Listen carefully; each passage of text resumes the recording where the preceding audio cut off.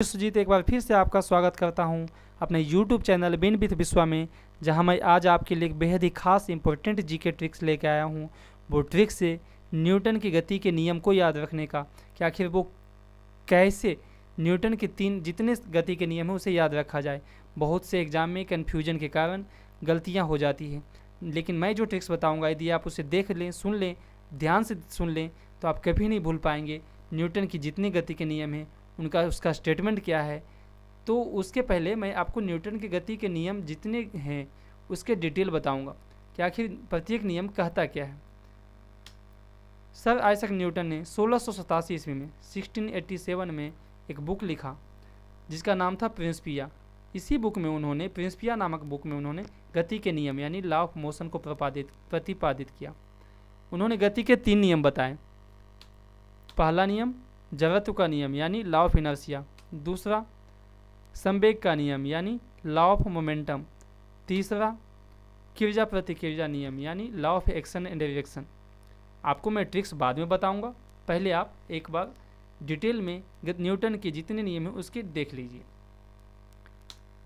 Newton की गति का प्रथम नियम, न्यूटन की गति का पहला नियम क्या है यानी जड़त्व का नियम यानी law of inertia. Law of inertia क्या कहता है कि यदि कोई वस्तु विराम अवस्था में है या एक समान गति की अवस्था में तब तक रहता है जब कोई बाहरी बल उस पर न लगाया जाए। न्यूटन की गति के प्रथम नियम को जड़त्व का नियम कहते हैं यानी लॉ ऑफ इनर्शिया का।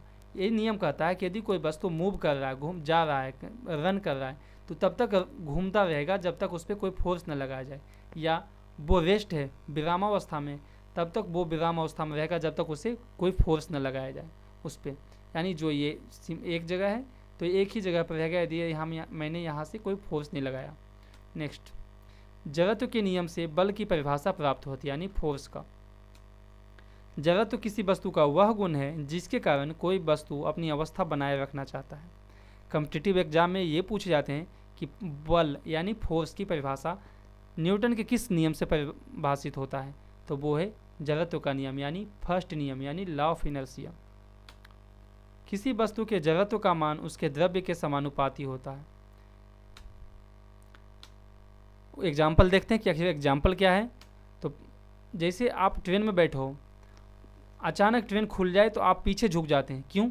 यही न्यूटन का फर्स्ट नियम है। अचानक ट्रेन के खुलने पर उसमें बैठा व्यक्ति पीछे की ओर झुक जाता है। लंबी कूद के लिए व्यक्ति कुछ दूरी दौड़कर उछलता है। आपने देखा होगा कि लॉन्ग जंप जो लगाते हैं तो उसमें लोग पीछे से दौड़ते हुए आते हैं और उसके बाद जंप करते हैं। ये न्यूटन की गति का पहला नियम है, लॉ ऑफ मोमेंटम यानी न्यूटन की गति का दूसरा नियम, जिसे संवेग का नियम भी कहते हैं।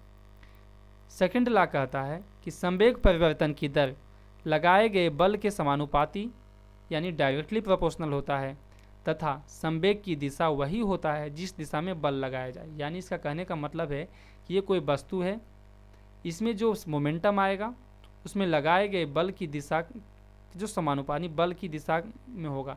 यानी मैंने इधर से बल लगाया तो ये मोमेंटम इधर होगा, और वो लगाए गए बल जितना बल लगाया जाएगा उसके समानुपाती इसमें मोमेंट आएगा।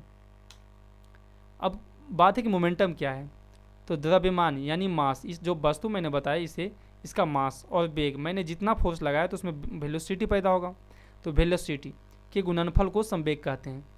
इसे P से सूचित किया जाता है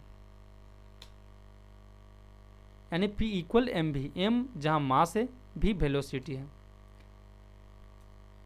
इसका SI यूनिट है kg मीटर पर सेकेंड। न्यूटन के सेकेंड नियम से बल का व्यंजक प्राप्त होता है यानी फोर्स का वैल्यू प्राप्त होता है। F इक्वल ma, जहाँ m मास है, a एक्सेलरेशन यानी त्वरण, F फोर्स। तो न्यूटन की गति का तीसरा नियम क्या है, इसका एग्जाम्पल देखने से पहले, क्रिकेट खिलाड़ी तेजी से आती हुई गेंद को कैच करते समय अपने हाथों को पीछे खींच लेता है ताकि कम चोट लगे। ये न्यूटन के सेकंड नियम का है यानी लीनियर मोमेंटम का नियम है। न्यूटन की गति का तीसरा नियम, थर्ड नियम कहता है rule of action and reaction यानी क्रिया प्रतिक्रिया।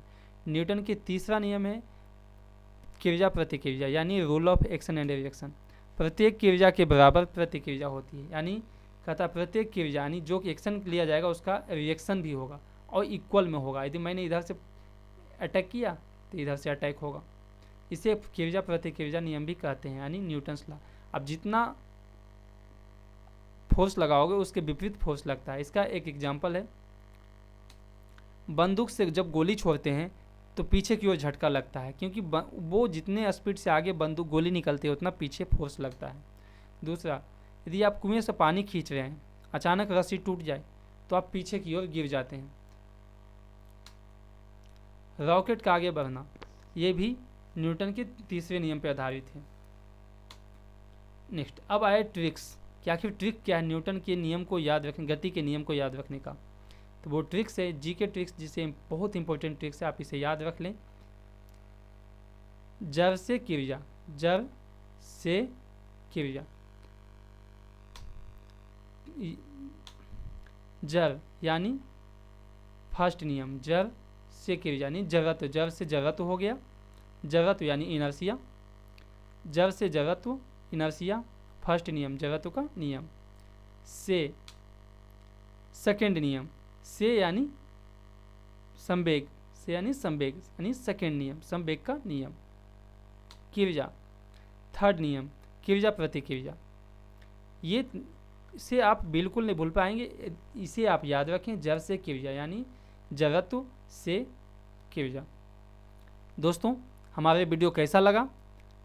यदि हमारा वीडियो आपको पसंद आया हो तो कृपया करके आप लाइक कीजिए, शेयर कीजिए, कमेंट करना बिल्कुल ना भूलें दोस्तों। हाँ, और एक इम्पोर्टेंट बात, यदि आपको हमारा वीडियो पसंद ना आया हो कोई बात नहीं, आप नीचे डिसलाइक का बटन दबा दें ताकि हमें पता चले कि किन किन लोगों ने डिसलाइक किया है और वो क्यों किया है, ताकि मैं इम्प्रूवमेंट ला सकूं। आपको मेरा वीडियो देखने के लिए एक बहुत बहुत धन्यवाद। जय हिंद, जय भारत। हमारा यदि आपने चैनल हमारा सब्सक्राइब नहीं किया है तो कृपया करके आप सब्सक्राइब कर लें, ताकि आने वाले जितने भी वीडियो हैं सबसे पहले आपके पास पहुंच सके। सब्सक्राइब कर लें और घंटे का बटन दबाना बिल्कुल ना भूलें, ताकि कोई भी वीडियो आपके पास नोटिफिकेशन के द्वारा सबसे पहले पहुंच सके। Thanks for watching.